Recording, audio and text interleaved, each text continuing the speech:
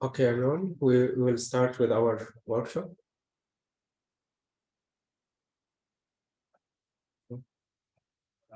Julia, would you like to start? Yes. Welcome back, everyone.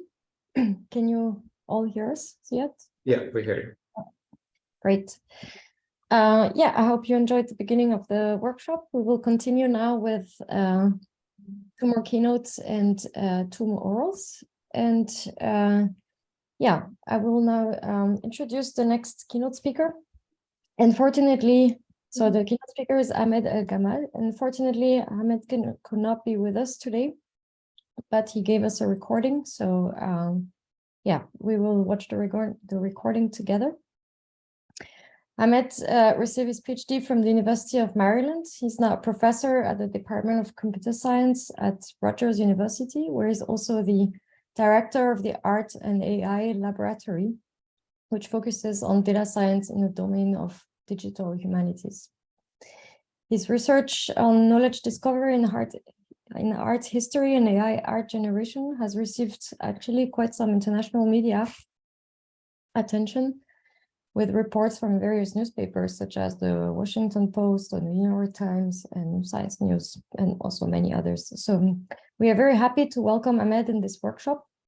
Unfortunately, as I mentioned, he cannot be with us today, but he kindly recorded this keynote talk for us, and I hope you enjoy the recording. So I will start playing it now, and if anything is the matter on Zoom, please ping me in the chat, or if anything is the matter on site, please Ziad ping me.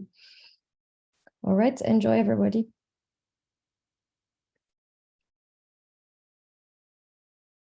Hello, everybody. Thank you for inviting me for the workshop. Unfortunately, I couldn't be with you today due to travel.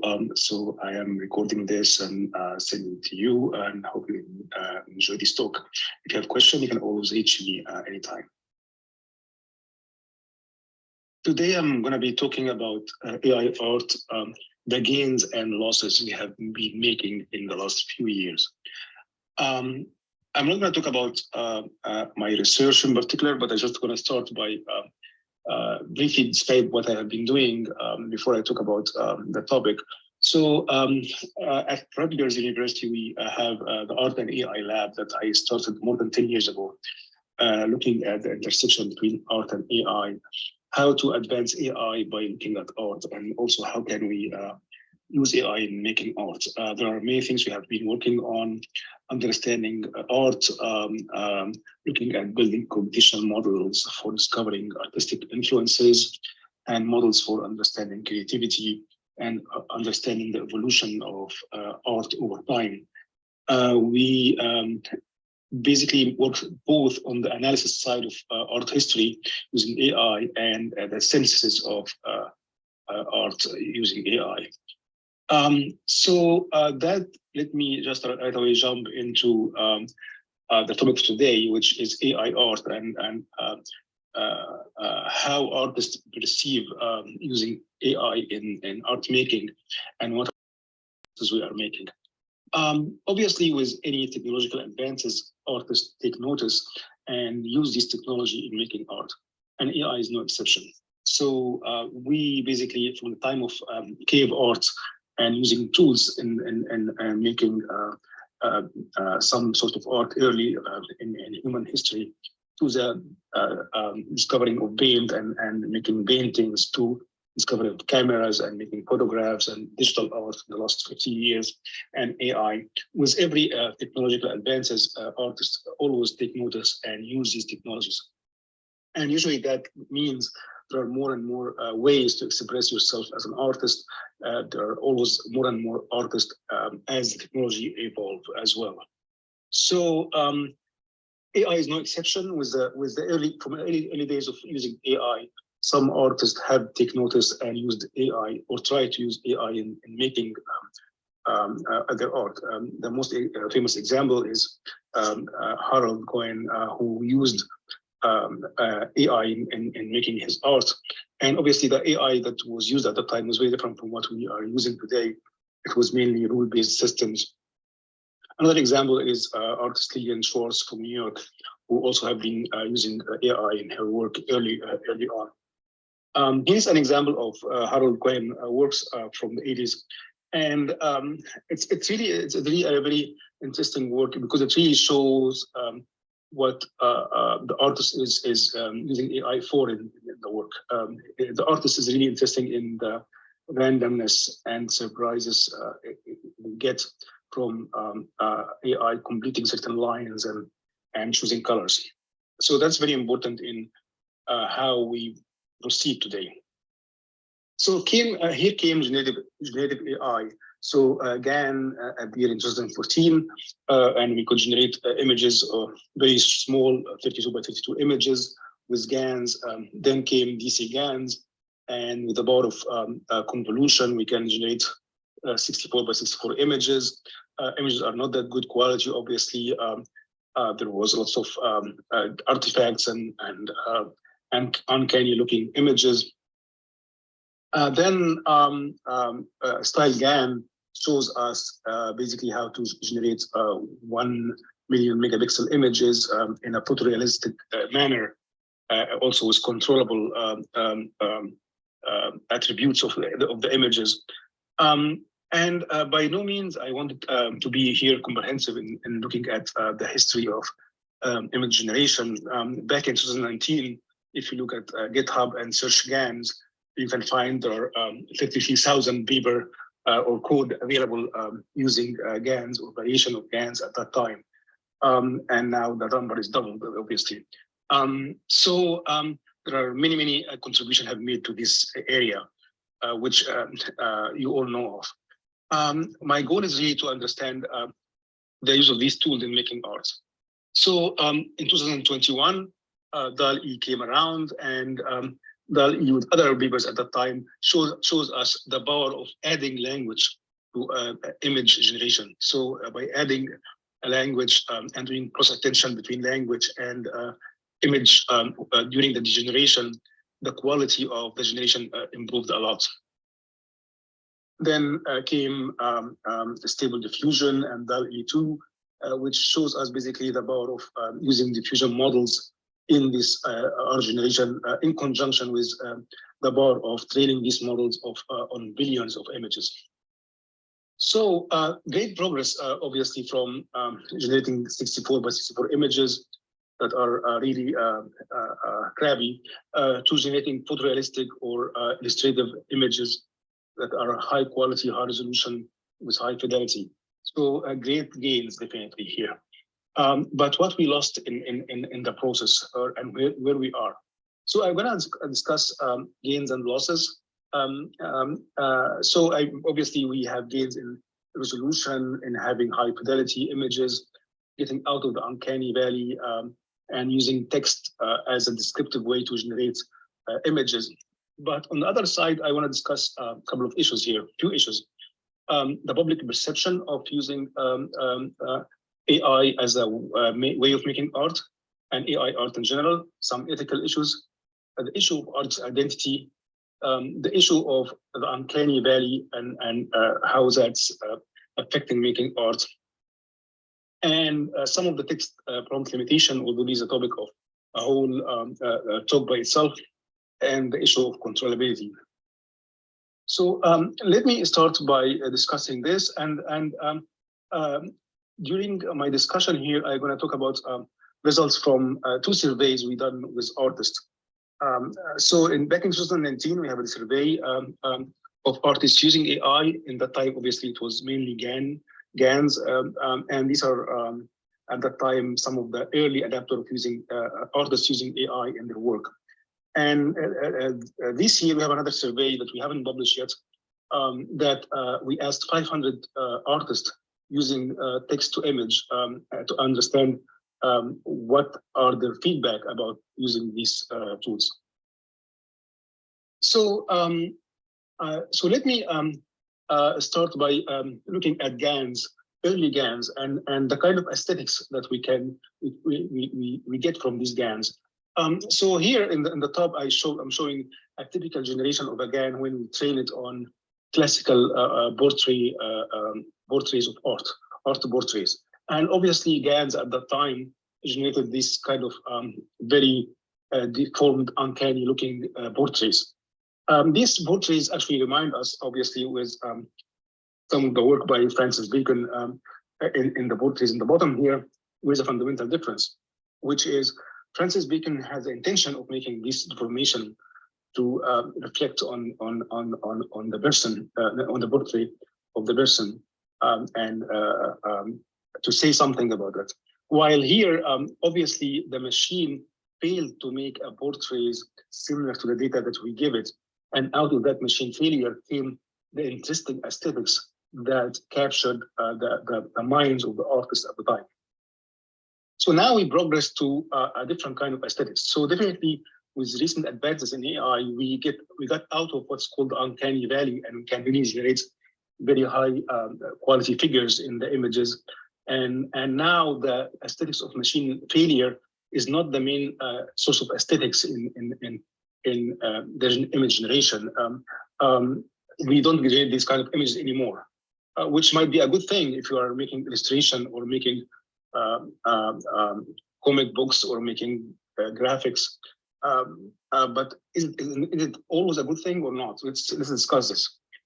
On the other hand, constructive text-controlled generation has its own aesthetics. So here, the interesting images comes from really writing a very involved text prompts that combine or try to merge unmatched keywords, which can result in very interesting generation of images, and has its own interesting aesthetics like that. So the very different kind of aesthetics between early GAN-based model and recent diffusion text-controlled based models. So let me talk about the public reception of AI art. So in the early days of AI art from 2017 till 2020, there was really a good welcome in the art market and the artist community about AI art. So we here at Rutgers have built ICANN, an AI artist basically that has shows from 2017. In 2018, the group Obvious have an auction of one of their pieces at Christie that was sold for $350K. ICANN have been exhibited in art fairs like Scope Miami Beach and art galleries in New York.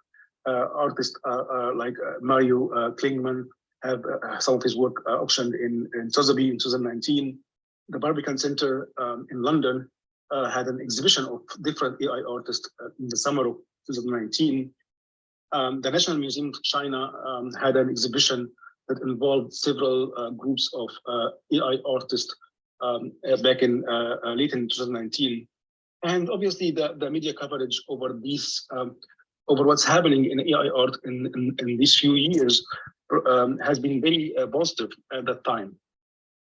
Moving forward to today, we see things like AI groups banning AI art. So here's a news. Obviously, I've seen this and many others like that last year, where art communities started banning AI art completely. If you go to Reddit now and go to artist communities, many artist communities banned any AI art.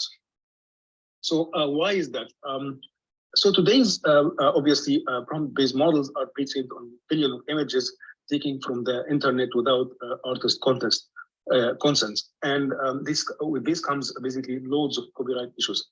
However, this is not the main reason for that kind of backlash against AI art. It's one of the reasons. But this copyright issue is a huge issue now. And you heard in the news, obviously, about lawsuits against companies like Stable Diffusion and Midjourney, where artists are suing them for copyright infringement. So from this article in Art in America, I'm quoting here, the training process, which is diffusion, is suspect because it requires images to be copied and recreated as the model is tested. This alone, the lawyer basically argue, constitute an unlicensed use of protected works. So basically, since in Stable Diffusion, as you know, the loss function involved reconstructing the images in the data set. So basically, the lawsuit here saying that loss function is unlawful because it's basically unlicensed use of these works. On the other hand, the companies, Stable Diffusion and Midjourney, are pushing back and arguing that in these cases there is no specific works that have been flagged as copyright infringement.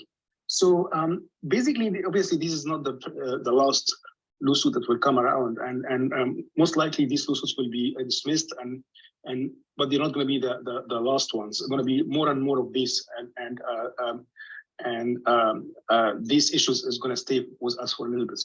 So AI went from being a welcome tool for artists to kind of unwanted and banned and sued tool. Why is that? So copyright is one of the issues, but not the only issues, not the only issue here. So let's look deeper. So let's discuss the issue of AI and artist identity. So what is that? How the identity of the artist themselves can come through when using the same AI tool. Very fundamental thing in making art is the artist's identity. That artist basically has his own way of making art that identify him different from any other artist. So how this can become the case when you are using the same AI tool? How can the same AI be used by different artists and yet their soul and artistic personality can shine through the layers of biases existing in the data used in to train the AI models? Understanding this issue is very fundamental in accepting AI as a medium in art making. And actually, this issue has been raised before in the 19th century when photography came around, and there was a debate about whether photography is art or not. And here actually is a particular case in the court, basically where artist Mayer and Pearson sued other photographer for copyright infringement. And the problem was that the court said that photography is not art, so it cannot be copyrighted. And it boiled down to really proving that there is something really unique about the artist's way of using photography that capture their soul and personality different from other artists. So here I'm quoting from Aaron Sheriff's book, Art and Photography. For photography to be considered an art, it became necessary to settle the question of whether or not it was possible for the photographer to manipulate his medium in the way that a painter could is. So I find this quote is really fundamental. If you replace photography with AI art, that same statement holds. That's really the main issue about art's identity that we're missing today. So to dig deeper, if you look at the artistic process in using AI in making any art, what is it? What is the artist's role? So we have an AI model at the middle here, and the artist put some inputs and tweak the model and generate lots of images and do some sort of a post curation. So the artist's role is involved in this process from beginning to end. However, that depends on what kind of model you are using. So in the early days when you are using GANs, that was a very complicated process because the artist has to pre-curate a collection of images, choose the GAN model and tweak the parameters, generate lots of images, post-curate these images. So it was a total involved process that the artist really is in control of the whole process. And obviously this kind of process, when the artists train on their own images, there is no issue of copyrights as long as the inputs images of the CR are not violating copyrights. And usually the output are transformative enough that it doesn't really violate copyrights as well. And the artist's identity here is clear because as an artist, you choose what to give as an input to the model, and whatever is generated is really a function or a derivative of these inputs. So there is no issue about the artist's identity. So artist's identity was really, really clear. Then, when it comes the era of big models, this era started with things like big GANs, where the model had been trained already on millions of images. And now artist's role is mainly playing around with knobs to search a big latent space to generate an image. So here comes really the issue of artist's identity. What is the artist's identity here? My role as an artist now is just searching this space, just playing with knobs. So that led to some copyright problems, not just copying the data set. The problem is that two artists, here is an actual example where two artists on two sides of the earth, one of in America, one in China, generate almost the same image. And now one of them try to sue the other about, or at least claim that it's a copyright infringement. It is a problem. None of them created this art from scratch. Each of them just mined these big GAN models and played with the knobs to generate almost identical images. So here is the problem that we're facing with now. Obviously, this is the same with text to image. Here's a quote from an article I wrote for the Guggenheim Museum blog last year. Does the use of AI preloaded with content reduces the role of artists to curation and playing around with knobs, which although deceivingly allows artists to mine through an apparently infinite choices, fundamentally limits expressing their identity. So I'm posing this as a question. So the same issue exists with text to image. As an artist now, your role is just write down or engineer basically a text prompt that control the generation. So what is it that you can control here?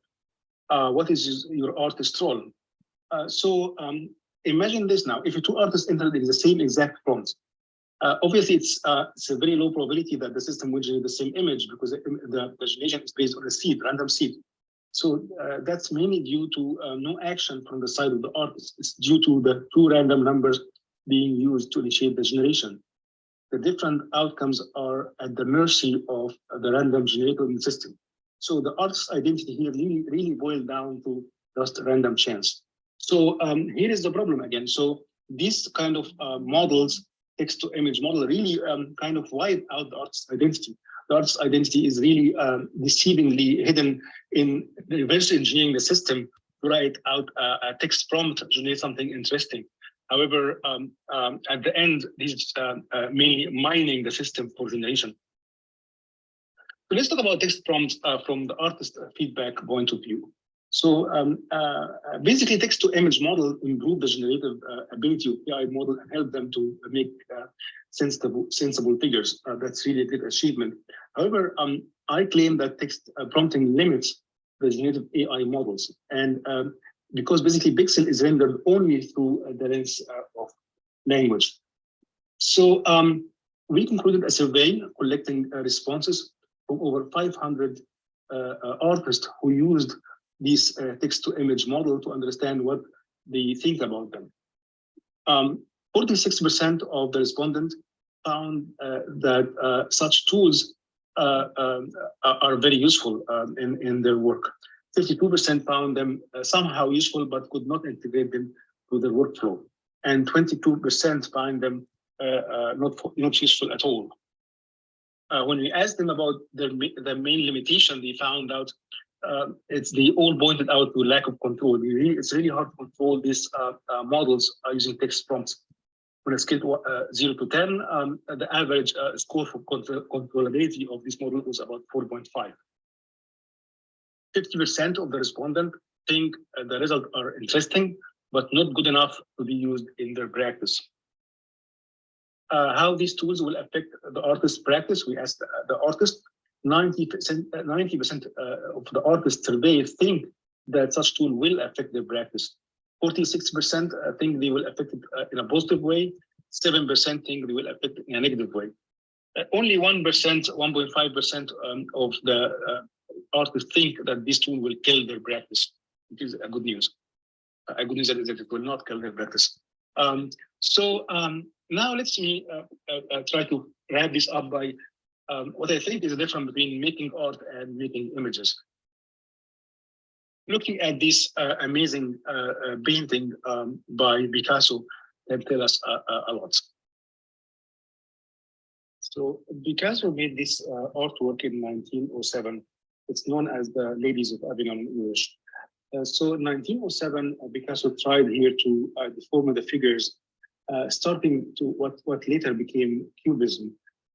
This work was now is well known and well established at the very early beginning of Cubism of Picasso and Prague.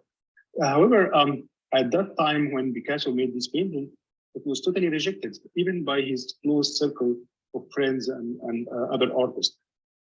Even later, in 1915, when Cubism became a big thing at the time, that art was totally rejected.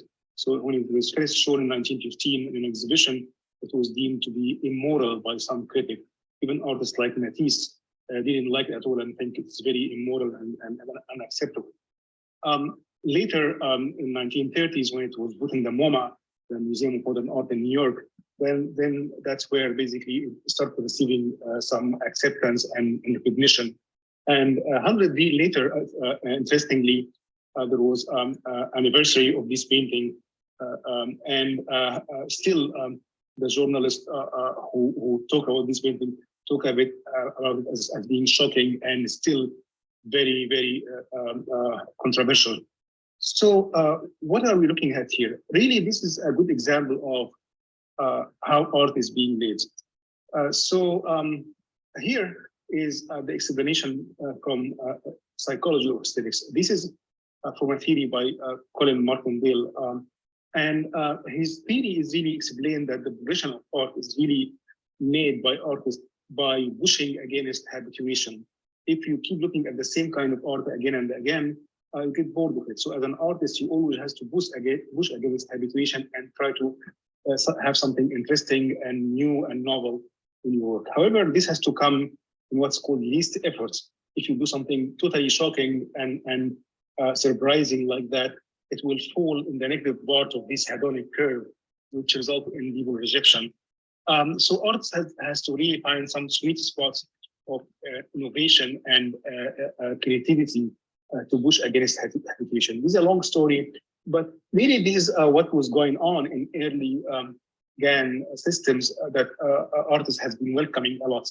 The fact that the machine generated this kind of machine failure aesthetics was really very interesting to many artists, and that was one of the reasons why artists really was very interested in using AI in making art. In fact, it gave them very interesting ideas.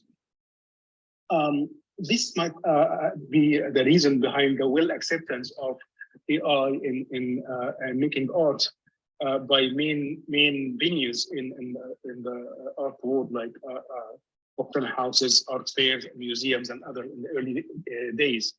Nowadays, obviously, the kind of aesthetics, as I mentioned now, are very different. It's not that machine failure, it's mainly more constructive text-controlled aesthetics. However, in our early study, that when we surveyed artists back in 2019 about the use of AI art, I think that's very important here. We asked artists about what do you think about the use of AI in their work. And artists understand AI as a major impetus to their own creative process, in allowing them to generate lots of images very quickly and suggest new paths of manipulation and disruption of data to create images. For them, it's a vital step in leading them to seeing their own work differently. Here, they are talking about many using GANs and feeding GANs their own images. Basically, artists describing the relationship when using AI as a partnership, believing there is a real value and potential in pursuing this partnership model. And in their mind, the biggest gain could be found in two things. And I think this is the bottom line. Artists use AI because they find it to give them creative inspiration, new ideas, new visual effect that they didn't think about, and the creative volume aspect of it, which is basically the fact that you can create many images very fast in the process. So the question now is where we are about these two things, the creative inspiration and creative volume. are these new models that we are making now, using text to image and others coming in the future, allow us to have this creative inspiration and creative volumes available to artists. These are the two things that artists are mainly looking at. I will conclude here that AI is getting better in generating images, but maybe it's coming to be less useful in making art. Thank you very much. If you have a question about this or you want to discuss this further, you can always email me. Thank you very much.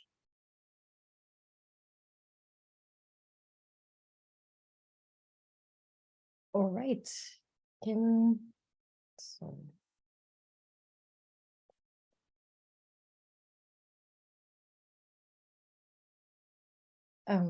you see me? Yeah. Yeah, that was quite an inspirational talk, especially in light of now all these large language models, which are sort of similar with text, maybe instead of images. All these questions about copyright and fake and copies and so on. This is going to be quite the future. All right, thank you very much. I hope you enjoyed the recording. I would like to pass on now to my colleague Loris, who is going to introduce the next keynote speaker. Loris, back to you. Thank you, Julia.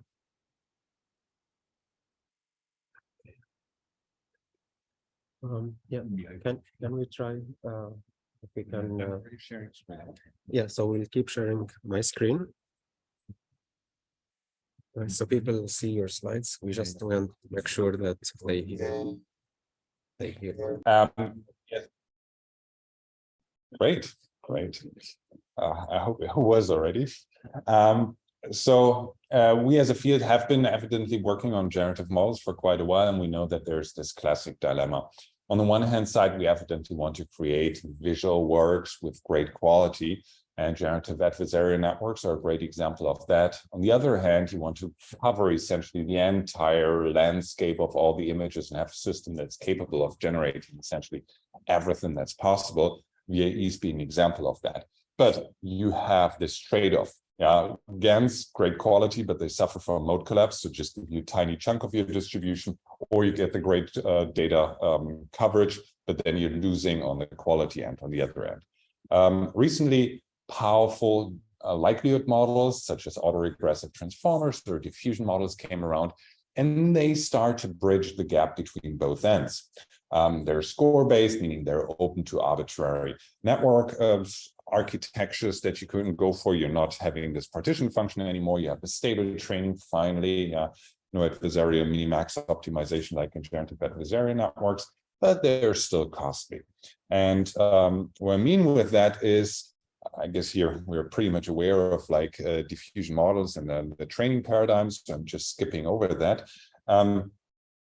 But what I mean with like costly is, I guess that's the artistic part of it. It's recovering.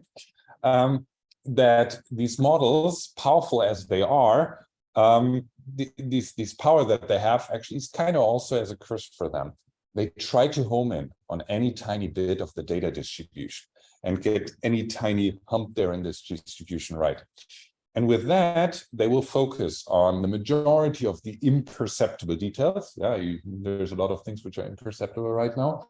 I'm waiting for my presentation to just transfer over the Wi-Fi. Yeah, so most of the things that the model will actually concentrate on and spend most on the bits on are things that you and I would not care about, like the differences between these images on your right there. Images which to us are not noticeable. And compared to that, very few bits are actually allocated to semantic details that you and I would care about, like with the gender of the person, whether the person is wearing glasses, the length of their hair, and the like. How can we make sure that the model actually spends more bits on what we care about, the semantical details? Now, the brute force approach would be actually that you just ramp up the number of bits in your model overall, which means like you just increase model size. And with that, you eventually like push this entire curve towards the top right. And the model will, with that, also allocate, by the way, more towards your green area, your semantic details there. That's what I'm talking about. The alternative approach, and that's what I really want to get into, is actually have the model focus on the details that actually matter to you and I, on the semantic details more. And that's where we've been going with Stable Diffusion. So our goal was to democratize image generation, in particular the research in this field. So how can we render smaller models more effective? That means we want to have them being powerful, but at the same time, we also want these models to be accessible. And with accessible, I mean not only that we release them open source, we released Stable Diffusion open source when we delivered that, but at the same time, we wanted these models to work right from the bat on standard consumer hardware, meaning that they should work on GPUs, which you get for $300, $400. These days, they can work on a mobile phone. But since you want to build this model so that it understands everything that's out there in the visual world, it means that you need quite a bit of training data. So how can you get billions of training images, hundreds of terabyte worth of training data fit into a mobile phone, which means like essentially take the entire internet and make it fit into your pocket? It means that you need to do a lot of abstraction. I believe that this is the pinnacle of artificial intelligence, really our ability to abstract and throw away the details that you don't care about and just concentrate on what really matters. And that's where we've been going, really doing this massive compression. For that, we then assumed that we have a generative model, for instance, in that case, this UNet architecture that slowly transfers over to that screen there, where you can take random noise, take this UNet architecture and turn that into an image of the dog there, top left. But we're not doing that directly from the noise to the image, but rather suggested a two-stage approach. A two-stage approach, which in the first stage essentially does perceptual compression. Essentially learns to just focus on the details that matter to you and I, and has this generative model. There we go. Have this generative model. No? It's just interesting that it's going back and forth. I thought, like, when you have little bits, you're just happy with what you've transferred. You're not taking it away and rebuilding it. Oh, we're getting there. Whatever. With that, have the model concentrate on just the details that you actually would want.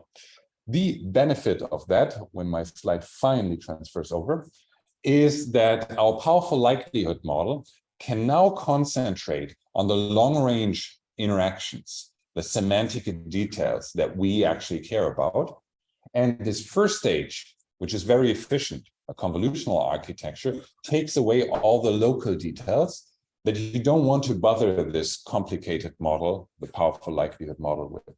So essentially, we utilize the inductive biases of the CNN, local receptive fields, to take away and model the local details in the first stage by means of this encoder-decoder architecture there. And then our powerful likelihood model operates in the latent space of this representation there and has to just work in this latent space. So all the details are taken out by the first stage, and then the likelihood model can concentrate on long-range interactions.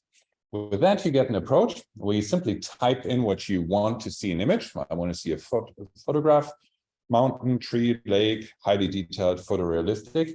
And much faster than this slide is actually translating, the system is then generating images, really much faster than we see here. That's actually a miracle.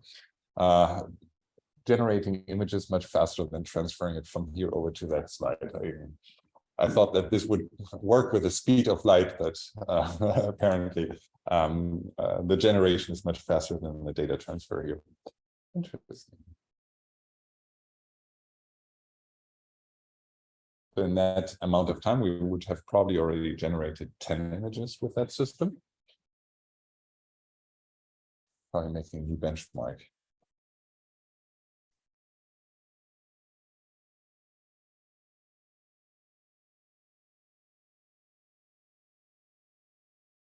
There we go. Yeah, and you get this in much shorter time than it took to actually translate over, just a few seconds. You can also, and that would here be my point. As a lay person, a non-skilled, not artistically gifted person, I would be happy with that, just typing in and the system doing the rest of the work. As an artist, as a designer, you would want to have more control over what you're generating. And for that,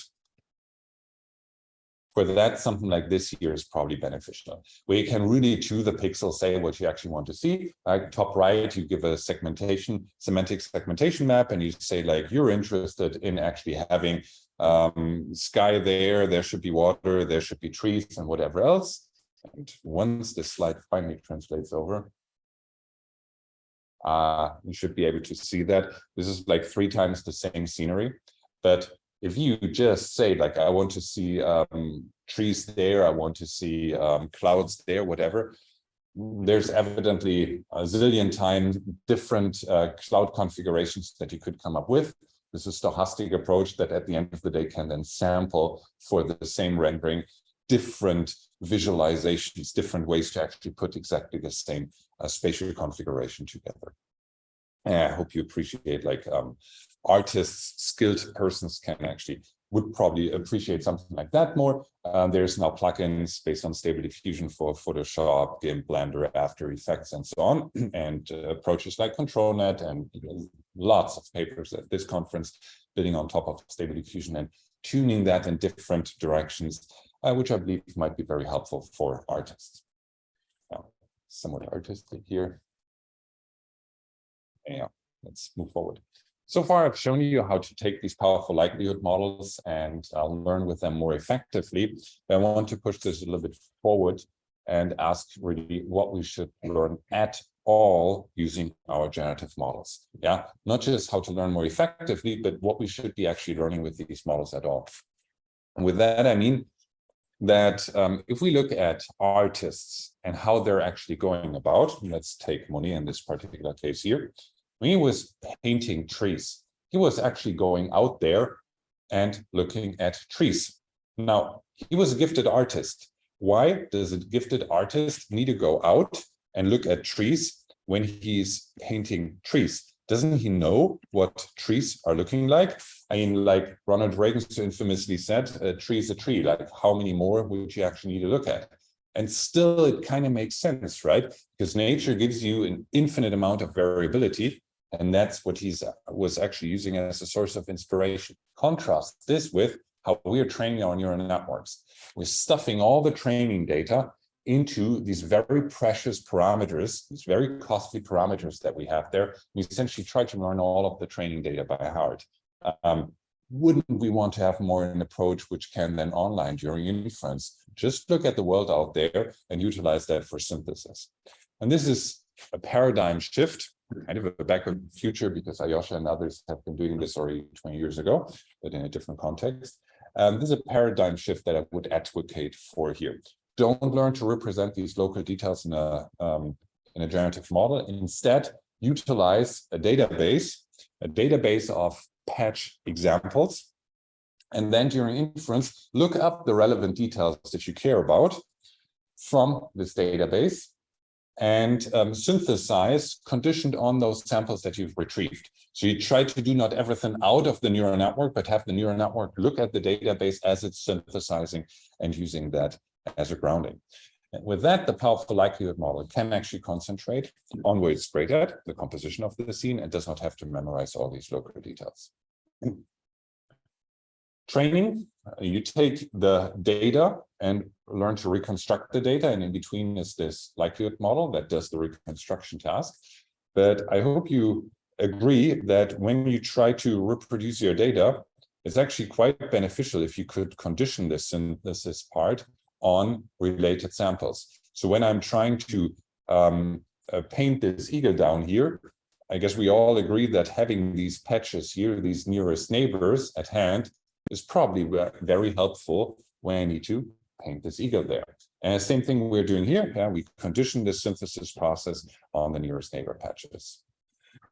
During inference, you're then provided a database, but this does not have to be the training distribution. You actually don't need this. You can utilize an arbitrary different database for that, and then retrieve related samples from this database. You can actually utilize different retrieval approaches based on nearest neighbors, based on some text prompts, whatever else that would be. And then as you do synthesis here, you condition on the retrieved samples. Now, the beauty of that is that I can train a model on, let's say, ImageNet, images, and then during inference, I actually condition it on patches that come from a different database. For instance, something artistic, wiki art. This model during training knows nothing about art, has never been trained on that. And during testing, I post hoc, the model is frozen, nothing tuned there, zero-shot manner, transfer over from ImageNet to style transfer by simply swapping the database that I'm retrieving patches from. I'm not changing any model weights there. I'm just swapping the database and say, like, when you want to render something, take the nearest neighbors now from a style database, and your model automatically does, as you see here, a stylization renders artistically rather than photographic as we've seen before. You might wonder, is this not costly? It's not. Nearest neighbor retrieval, thanks to the scan library, is super fast, 100 milliseconds, you get your nearest neighbor patches. And with that, you actually get a 10-fold increase of speed because your model sizes, which you see here towards the left, get significantly smaller models, and then improvement in speed. So in short, don't learn to learn all of these samples in your powerful likelihood model rather than utilize retrieval augmentation that leads to smaller models, improves their performance, and has the likelihood model concentrate on what it's great at, the composition of a scene, and it also allows for a very efficient, convenient post hoc transfer. With that, the last bit I want to show here before I really go and say a few words about the arts is a word that we called iPoke. And our question was, can we take a static image like this one here and just pull or push an individual pixel, this individual flower there, and then have the model synthesize how the overall flower would behave, how it would dynamically move. So essentially give the user a mouse and drag an individual part on the body of this person there, and then synthesize different options how this person could behave. There's evidently not one, it's an underdetermined problem. If I'm just plucking an individual pixel, there might be different movements, which you should see here when this slide's building up. The model should be able to generalize to different instances, different persons, and it does not have a body model or anything. It's just learning that from the pixels. So you can run this model on arbitrary object classes and essentially learn their dynamics, the kinematic interdependencies within objects. If I pluck or if I move an individual part on my arm, how would other parts of my arm in that case move? Like learn these interdependencies and generalize to novel instances in that case.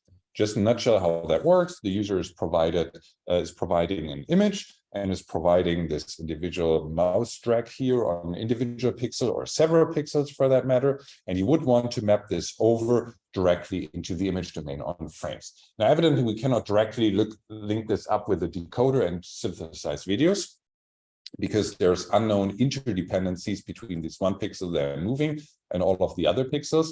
And for that, we suggested to utilize a conditional invertible neural network, a bijective mapping between what we want, the video representation, and this latent kinematics that we need to learn that we don't know about, which essentially tells us how objects are moving.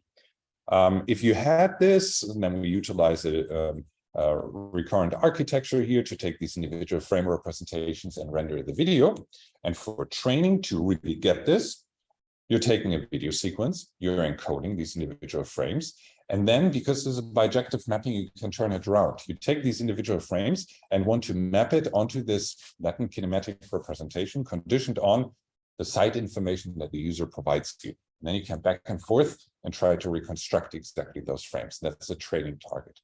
Long story short, with that, you're provided an interface where you can move an individual part of the human body, for instance, and it then just exactly that. You can take a potted plant and drag individual leaves there and animate them not just once, but you should see this, whatever.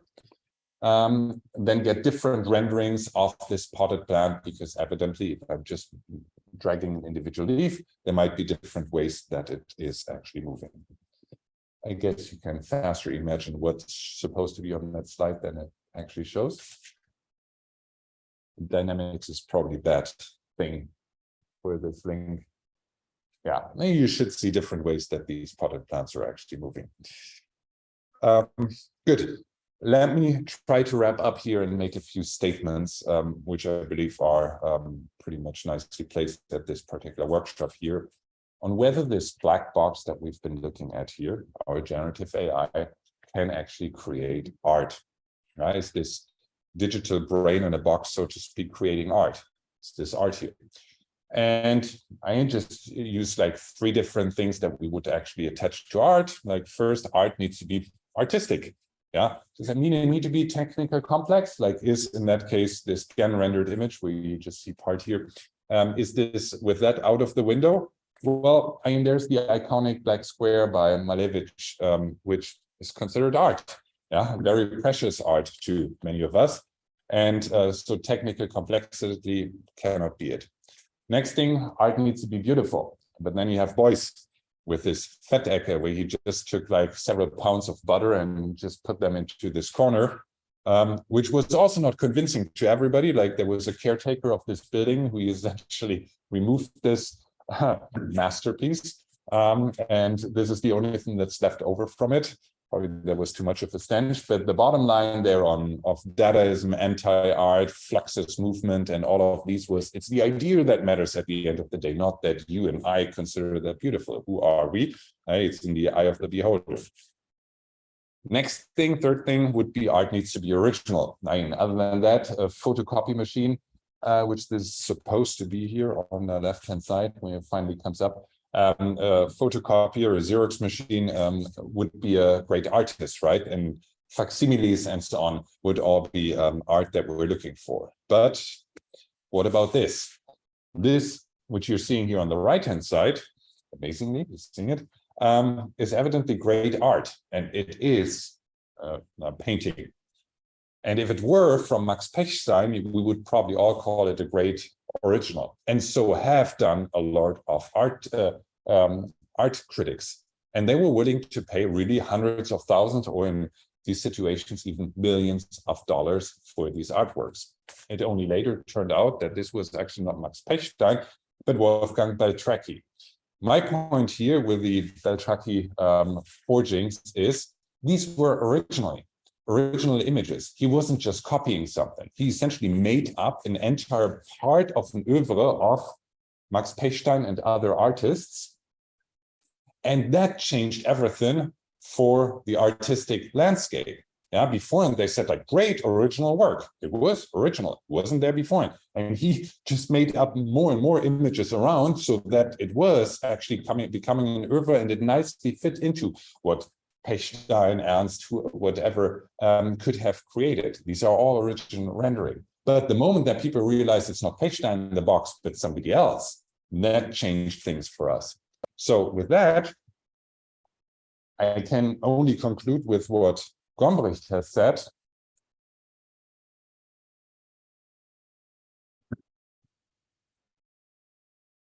There's really no such thing. Wait a sec. You're having that little bandwidth, shouldn't you be happy with having all the pixels there? Well, as Gombrich said, there is no such thing as art. He said there's only artists. So what really matters is what's in the box, not the output of that box. With that, come to the Chinese room experiment and would want to say, like, if this box there is our computer or an artist, we cannot from the output outside determine whether this thing has any understanding and with that any originality. Yeah, just by having like somebody throwing Chinese letters in and then nice Chinese letters coming out. From the outside, this might look like this is an artist having understanding of what that person is actually doing, but maybe he's just following rules like our computers are doing. From the outside, we cannot determine it. And my point here would be that we as a community have been all buying into what's called weak AI. This is not meant negative against what we're doing. This is all fine. With that, I just mean that ever since Turing, our goal was the imitation game, trying to imitate human behavior, which is great. With that, you can solve a lot of problems, create a lot of value, build self-driving cars, chess-playing agents, whatever else. But when we, as we've just seen, want to have an agent that creates something original, that has some understanding about what they're doing and not just like dropping a bucket of paint as an accident. When we think that art is all about these intentions and whatever else is there behind that I've just shown, then that actually changes things. And the imitation of human behavior in that case does not guarantee understanding in that case. And we, as I've just shown beforehand, tend to actually value very high if we know the artist, and low if we think that that was just an imitation of somebody else. So let me wrap up this point here. We are obsessed with the originals, and we don't like these black boxes imitating those. We spend lots of time, money, and whatever else going to exhibitions, waiting there, even taking into account that our experience there will not be like this, but more like this one here, crowded scenes, where you would have a much better time probably sitting at home, looking at this thing at Google Arts or whatever else, being able to zoom infinitely into the scene, see much more than, I mean, this crappy internet connection here sends over, yeah, and essentially seeing as little from this artistic work like what you're seeing here, yeah, and being then pushed forward after 10 seconds because the person behind you also wants to get a glimpse at that scene. Nevertheless, we do it. Why? Because we're obsessed with the original. And that's exactly my point. Final slides here. Better so.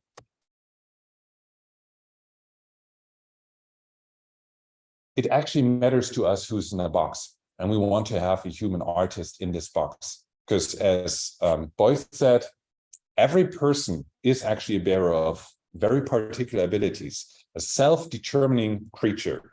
And he concluded so nicely, the sovereign par excellence of our time, and he called that an artist. A system like we've designed it, or other generative AI systems, I want to pretty much follow what I tell the system. It should be a tool, and tools should do what I actually want. If I build a hammer, it should do exactly what I tell the hammer and not knock wherever else.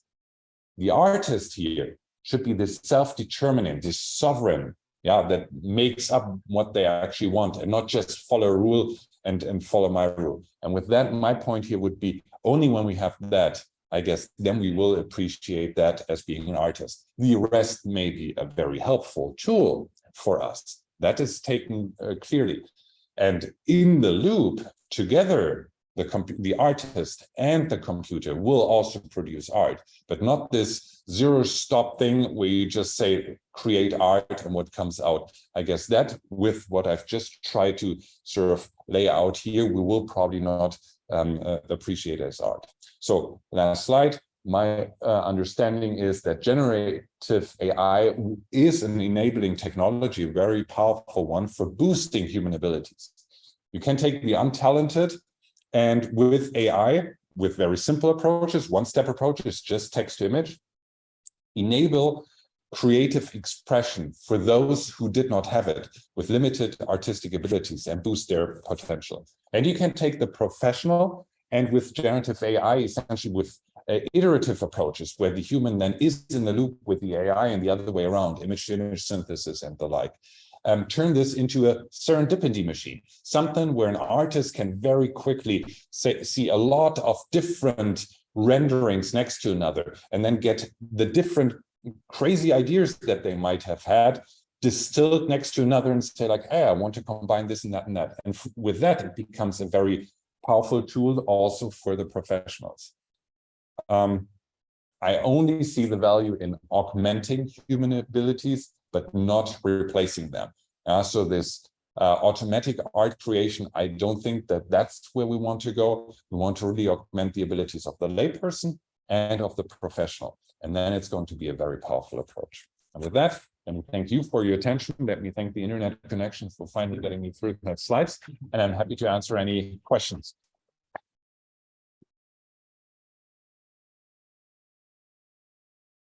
Yes, Scott. Yeah, more questions? Thank you for the talk. It was really interesting. I have a question about when you're using retrieval. So I was actually just at another talk that talked about using retrieval for video question answering, and they showed that you can drop out a certain fraction of the data set at training time and augment the remaining images only at inference time, and you don't see a notable performance drop. Have you looked at similar experiments, or maybe mixing the train and test data retrieval databases? Mm-hmm. So I've shown here examples where we also changed the database during inference.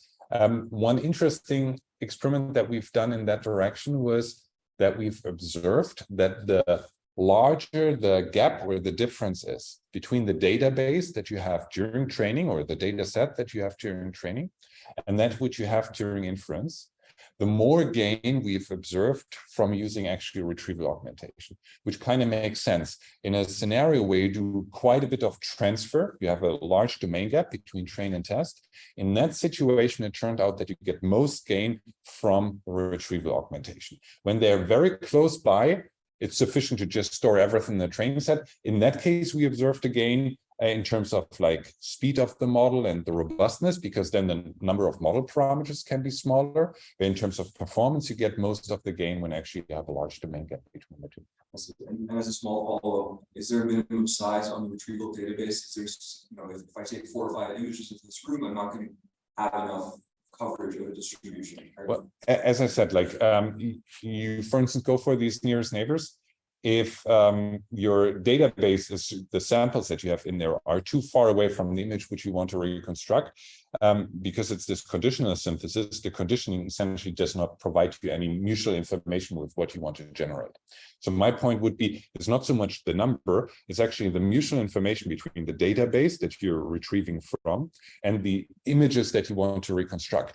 Evidently, if there's zero mutual information between the two, it's not helpful. It's not hurting, it's not helpful. If there is a lot of mutual information, it's helpful. And that is what's mattered. Not so much the number. Sure, the more likely it is that there will be a high mutual information, but it's actually the mutual information that you're interested in. That makes sense. Thank you. Very good talk. I'm Alessandra Sara, Senior Director of AI and Data Science. Shadow's talk. We have 400 million images from artists, more than 2 million around the world. So we care very much about protecting artistic creation and enhancing their ability in the professional class AI gen. We recently launched a generative model within our platform. So my question is similar to the previous one, going back to the nearest neighbor. Yeah. So you made a point that it's only 100 milliseconds more. That 100 milliseconds more for us is a no-go. We operate at below 100 milliseconds, which it means that it's not only this extra 100 milliseconds that we are talking about. Once you retrieve those nearest neighbors, you also need to encode them and pass it to the model. So there is this image encoder that also has to operate on the number of samples, which we will assume we can parallelize, and then send the information to the model for the generation and then back. Now, So, I was saying just 100 milliseconds more because of the underlying generative AI that you have. If you ever played around with ChatGPT, you notice that there's typically a delay of more than 100 milliseconds.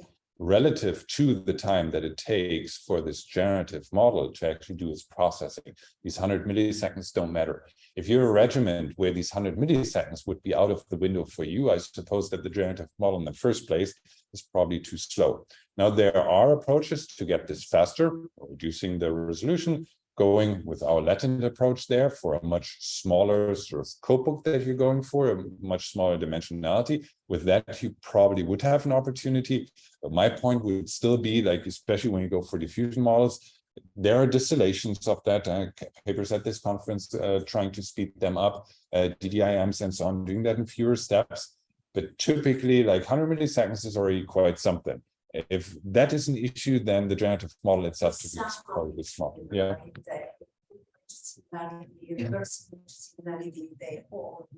Yeah. Yeah. Very fast.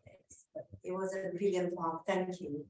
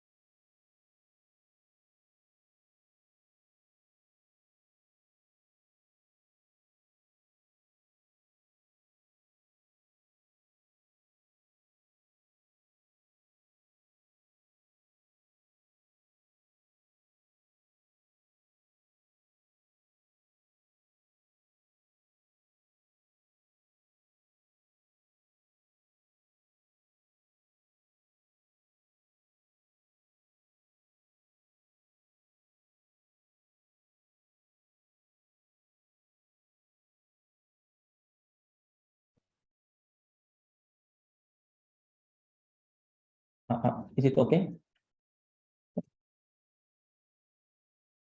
So yeah, moreover, each item has a product link.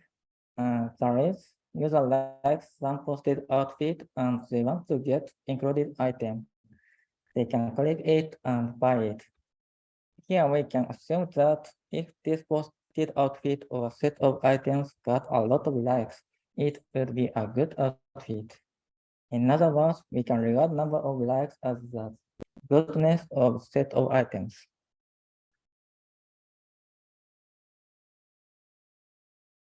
So as I mentioned, the outfit is regarded as a set of items. And then by using this dataset, we can consider the fundamental problem, namely set-to-set matching.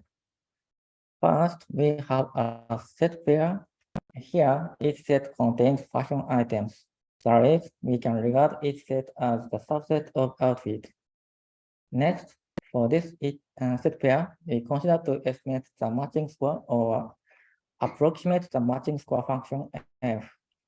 This score is based on the posted outfit by users. Then this problem seems that the estimation of goodness of outfits. Set matching problem is a number of applications like recommendation system or information retrieval. Even though set matching problem is essential for fashion data analysis, there is very few works to tackle this problem. Then we expect that all of you will be interested in this problem and seek novel and unique methods to handle this problem. This is one of the important sub-problems. But then when we handle the set matching problem, is it enough to consider the IID scenario? Of course, it is known that many machine learning algorithms assume that training data and test data are generated from same distribution. And this assumption is called independent and identically distributed assumption. Here, imagine applying machine learning approaches to fashion data analysis. If the training data is dominated by formal attire, while the test data is predominantly composed of cutting-edge outfits, what would be the potential challenge? This is certainly an extreme example, but addressing similar issues to some extent is essential. For example, if training data is old-fashioned or traditional, how can we handle a fad or temporary trend? All these problems are treated as distribution shifts or dataset shifts. Then our aim is to tackle set matching problem under the distribution shift assumption. So next, let's check some statistics of our datasets. First, as I mentioned before, our dataset is accumulated over a decade from 2010 to 2020. Total number of posted sets or outfits is about 2.5 million, and total number of items is about 15 million. On average, the number of items included in the posted outfit seems to be around 6. And the average number of likes per post is 27, and median is 9. And total number of unique users is 1900,000.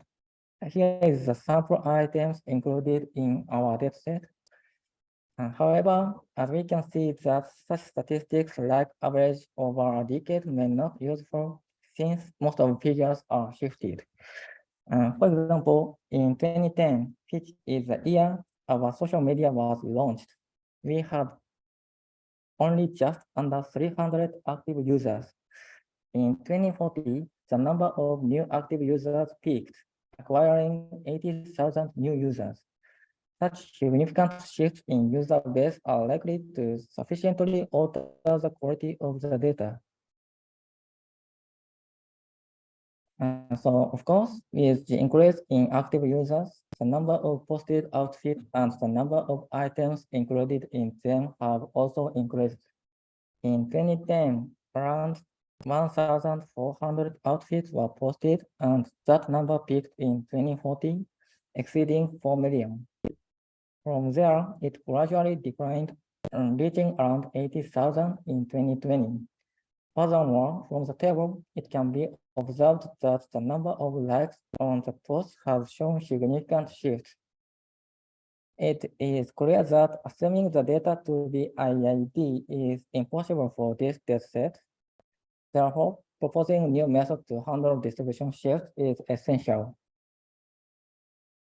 So we introduce simple benchmark methods for set matching under distribution shift.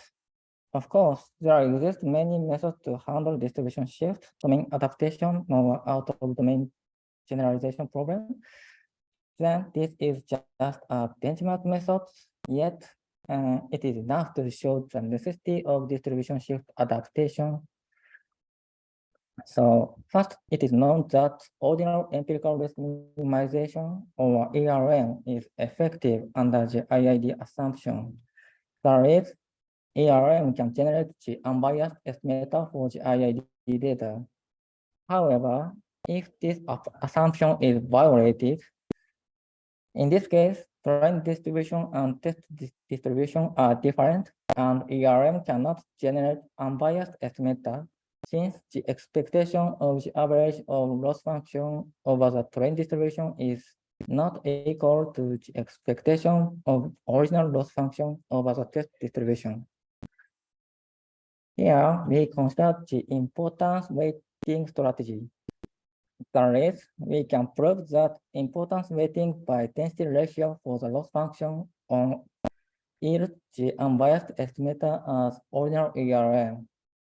To estimate the density ratio, we can use the binary classifier, which approximates probability of input data is from test distribution.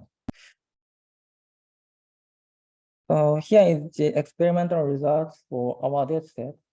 One advantage of our benchmark method is it is applicable for arbitrary based models. For example, let's check the results of set transformer. Min IW and max IW are our benchmark methods, and each of them represents the weighting strategy. In this experiment, data from 2030 is the training dataset, and data from 2030 to 2070 are the test dataset.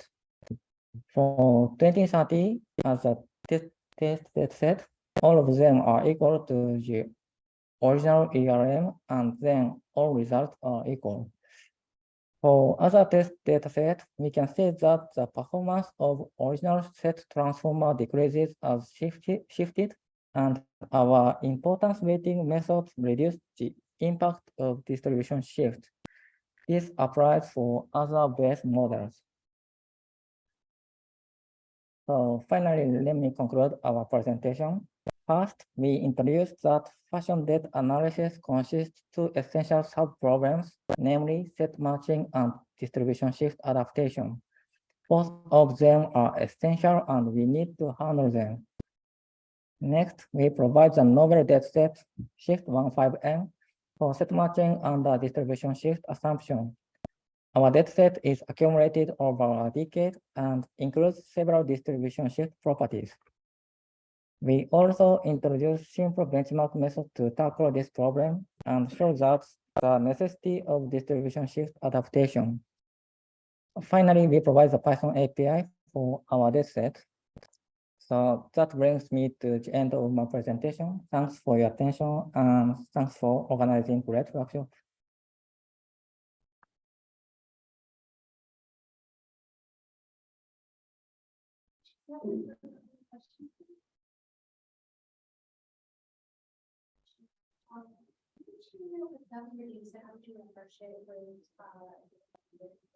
For example, screen imagery clothings or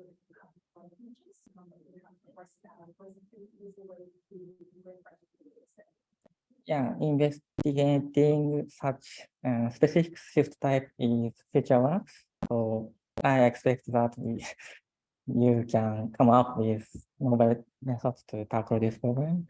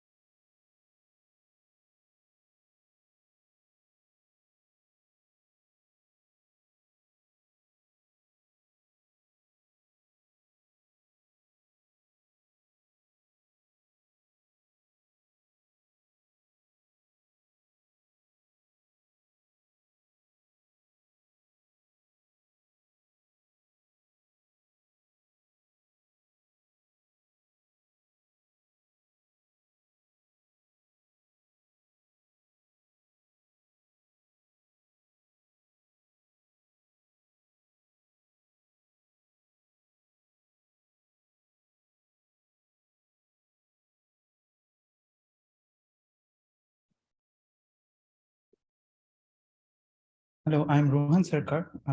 I'm delighted to present our work on precise 3D shape estimation for diverse body types. This work was done as a part of my internship at Amazon. Our goal is to estimate body shape and pose. And for this, we fit SMPL body models to monocular images from which the pose and the shape of the person in the image can be estimated. Current methods, as you can see in the picture on the left, only work for certain body types and does not work for all body types, especially those that are underrepresented in the training dataset, like high BMI body types. Before we present our method, I would like to introduce SMPL and prior work. SMPL stands for Skinned Multi-Person Linear Model, which is a vertex-based parametric model that can represent human bodies in a wide variety of natural poses. And it is parameterized by phi that captures the global 3D position and orientation, theta that captures the pose, and beta that captures the body shape parameters. SMPL is supplied with a linear blend skinning function SV that gives the 3D mesh, the 3D vertices of the mesh. There are two types of approaches that have been typically used in prior work. Those are optimization-based and regression-based methods. Optimization methods iteratively fits a 3D mesh to a sparse set of 2D joints, and on the other hand, a regression-based method like HMR directly regresses the SMPL parameters and the camera parameter. During training, they minimize the error between the projected joints from the predicted mesh and the annotated joints. SPIN is a hybrid approach that combines the two types of approaches. It combines a prediction module and a refinement module. Like prediction module is something like HMR, and iterative refinement module is something like Simplify. It's trained in two stages. In the first stage, it predicts an initial shape, which is not perfectly aligned. And in the second stage, the refinement module is incorporated inside the training loop that refines the shape. The refined shape is then used as pseudo ground truth for training the CNN in the next epoch. During inference, only the trained CNN is used to directly predict the SMPL parameters. A major drawback of previous approaches like SPIN is that they focus on improving pose, but not body shape. As you can see in the examples, SPIN aligns the joints pretty well, and hence the pose estimates are good, but SPIN cannot predict the body shape accurately. Our goal is to adopt SPIN's hybrid strategy, but focus more on improving shape estimation, both in the prediction and the refinement stages. A straightforward way to improve body shape estimation is to collect 3D body scans of people. However, this is expensive and time-consuming, and hence difficult to collect 3D ground truth for a diverse set of body types. On the other hand, collecting 2D data is relatively much cheaper, and this allows labeling much larger in the wild datasets comprising of people with diverse body shapes. Prior work uses a sparse set of 2D joints or open pose key points, which works well for certain body types, as shown in the bottom left. However, as one would expect, it does not work for all body types, as shown in the example on the bottom right, as the 2D joints do not provide much shape-specific information. Some prior methods have used body silhouettes to accurately recover body shape. This works for 3D animal reconstruction and people wearing skin-tight clothes. However, for such silhouette-based methods, only the boundary of the silhouette guides the loss, and human clothing often corrupts the silhouettes, as you can see in the examples on the right, and hence body shape cannot be estimated accurately. A recent method, Shapey, collects body measurement data such as height, bust, waist measurements, and textual descriptions of the body type, such as long legs, skinny, short, and use these attributes for training. Our goal is to use dense pose for improving shape estimation for diverse body types. The key insight that we use in our work is to use dense pose that is trained using dense 2D ground truth to supervise the 3D shape estimation. We'll explain this with an example. For this image, we first run dense pose that aims at mapping all the human pixels of an RGB image to the 3D surface of the human body. Since only pixels on the body have 3D SMPL correspondences, the dense pose model learns to estimate the person's body shape under clothing. For each pixel, we find correspondence points on the 3D SMPL mesh, as shown by the red dot. We can then continue this for all pixels in the foreground for the person and get those dense correspondences. In this example, we show 5 such points. In our work, we propose a dense correspondence loss that promotes alignment between a dense set of per pixel mesh to image correspondences, and the loss is shown in the equation below. Our training framework is a hybrid approach like SPIN that we saw before. However, we focus more on improving body shape estimation, both in the prediction and the refinement stages. Let us now go through our framework step by step. For an image I, we first feed it into the CNN regressor to predict an initial mesh that you can see is not perfectly aligned. We then get the dense pose D, and we input the predicted mesh and the dense pose to our shape refinement module. The shape refinement module iteratively fits the predicted mesh to the dense correspondences using the iterative loss function, as you can see in the animation below. And then we take the final refined shape and use that to train the CNN regressor in the next epoch using another loss L regression. We now show some examples of how the body shape is refined during training. In the first 2 columns, you can see the image and the corresponding dense pose. In the left SMPL, we see the initial prediction, and in the right, we see how the mesh is iteratively refined. Here is another example, and it can be seen how the refinement fits to the body shape under the clothing.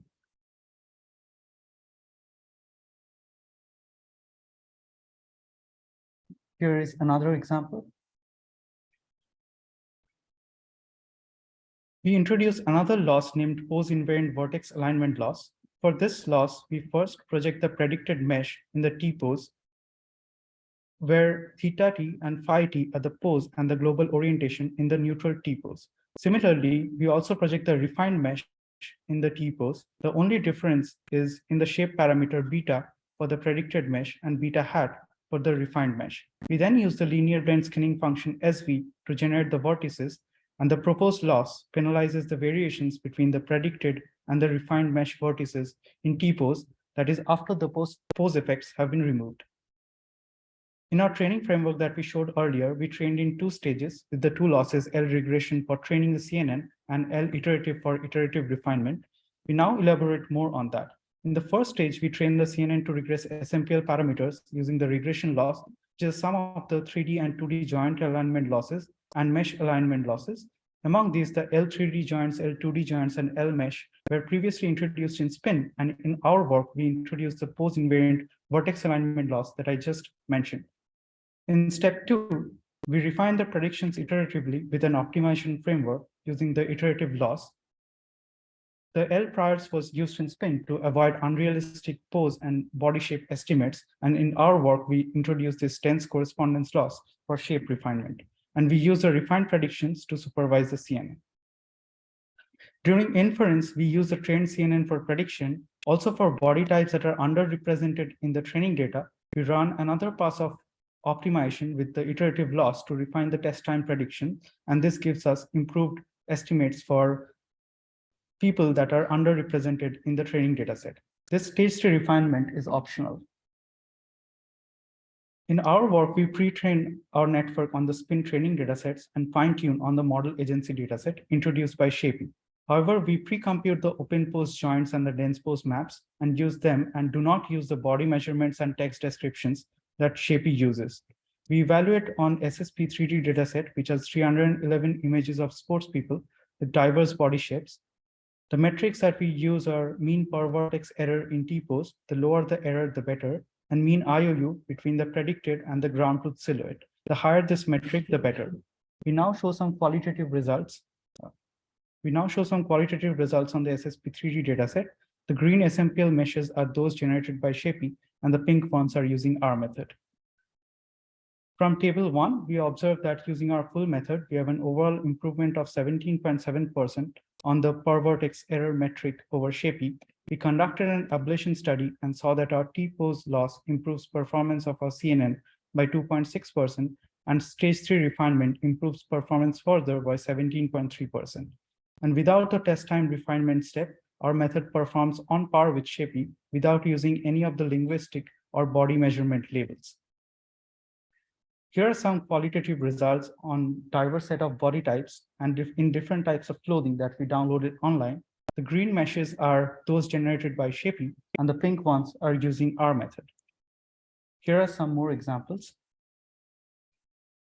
In summary, we propose shape-specific loss functions to improve quality of the 3D reconstruction on diverse human shapes.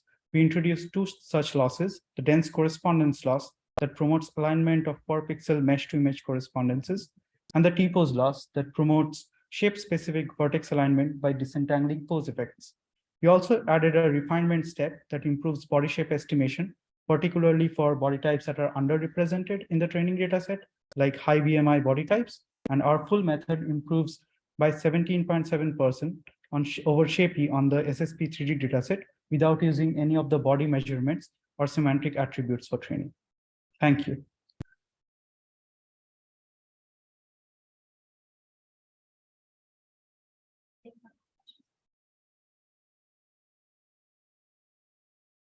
Thank you for your great presentation. I can deeply understood that your proposal can well act for the sports people with high diabetic problems. But how does the effectiveness for the normal, for example, normal size person or extremely thin person or extremely unusual pose person? Unusual pose, you're saying? Or unusual pose person, practice. Oh, unusual poses. Okay, okay. Yeah, like our method can do pose estimation and shape estimation. So like unrealistic poses are like there are certain the prior laws that we introduce. If they like it can work on those, but it depends also on the prior losses that are enforced, the constraints that are there for those. But it should work on those type of like whatever spin can do, our system can also do. But our method improves the shape estimation, which was our goal.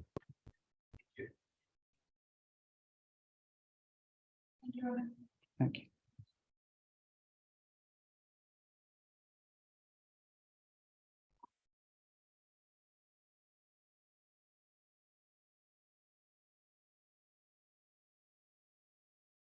Everyone, that's conclude our workshop. I hope you enjoyed your time and wish you a great time at CVPR. Thank you very much.